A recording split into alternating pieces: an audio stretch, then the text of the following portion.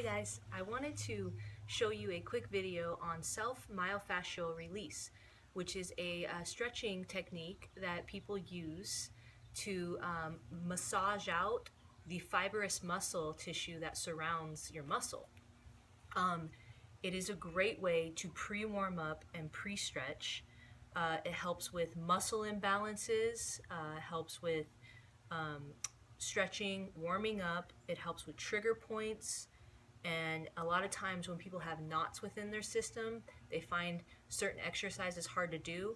When you work out those knots with self-myofascial release, it helps you have a larger range of motion, thus helping you with your exercise and helping you complete it not only more effectively, but safer.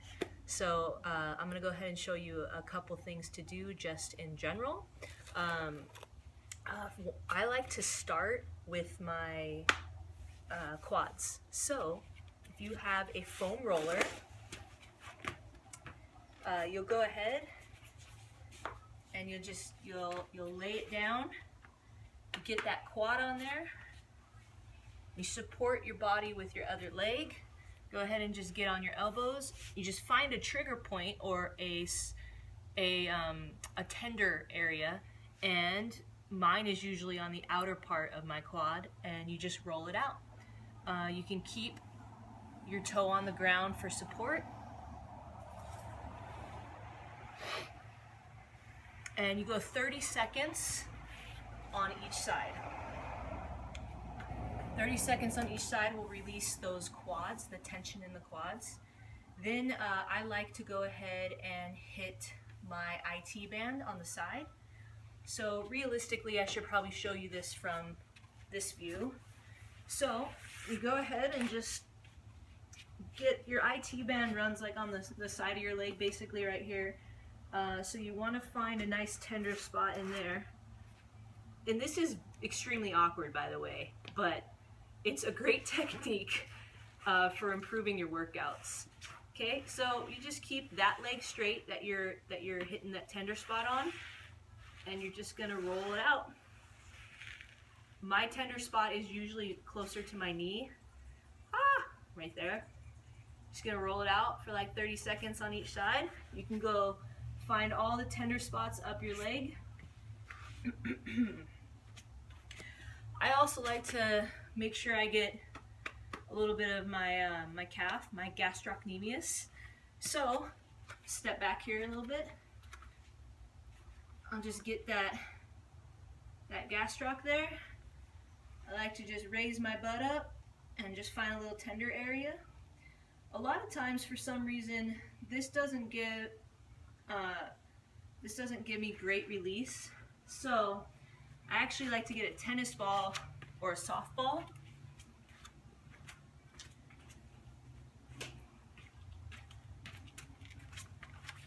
I find a nice tender spot. Ooh, yeah, okay. And then I just do, let me scoot back a little bit so you can see my foot. I just do plantar and dorsiflexion. Find a tender spot, do my flexion, and maybe kind of go back and forth. And that just releases tension in the knots that are in my leg. Do that 30-40 seconds on each side. So we hit quads, we hit IT band, we hit gastrocnemius. You can also go ahead and roll out your hammies. Okay, that will never hurt because it feels nice. Just find a tender spot again, roll it out. I'll show you from this side so you can kind of see that my butt is off the ground. See, just kind of roll it out. And same with the gastroc. My butt is off the ground. Okay? Next one is going to be your latissimus dorsi, which is the largest muscle in your back and really contributes to a lot of posture issues, and it contributes to a lot of misuse when people are using equipment. They kind of shrug their shoulders.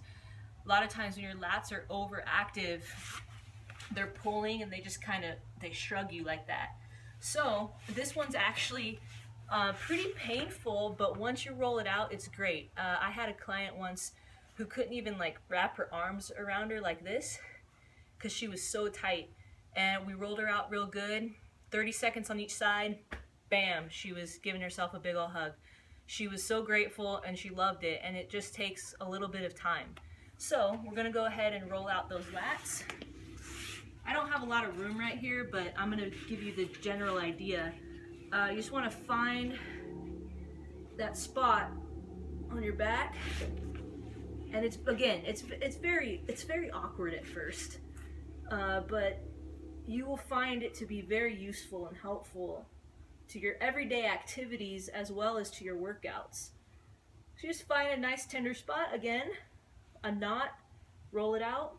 Also with the lats, you can kind of rock forward and back. Ooh, see, I found a good one right there.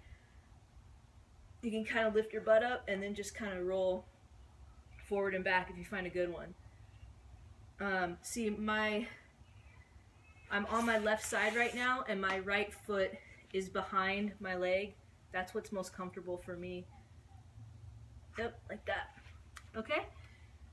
A lot of times lower back pain is contributed by super tight quads and stuff like that. So you roll those things out, you stretch out your hip flexors, stuff like that will really help release some lower back pain. So I'm going to give you guys a little bit of advice on getting those hip flexors opened up, and then we should be good. Hopefully my phone doesn't run out of space. This is a great one. This is a great one for hip flexor.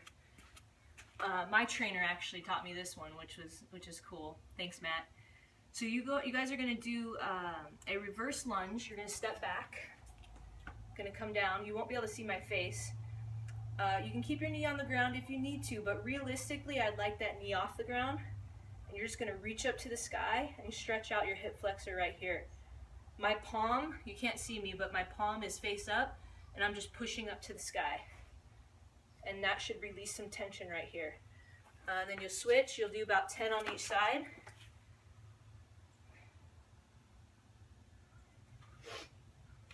Releasing that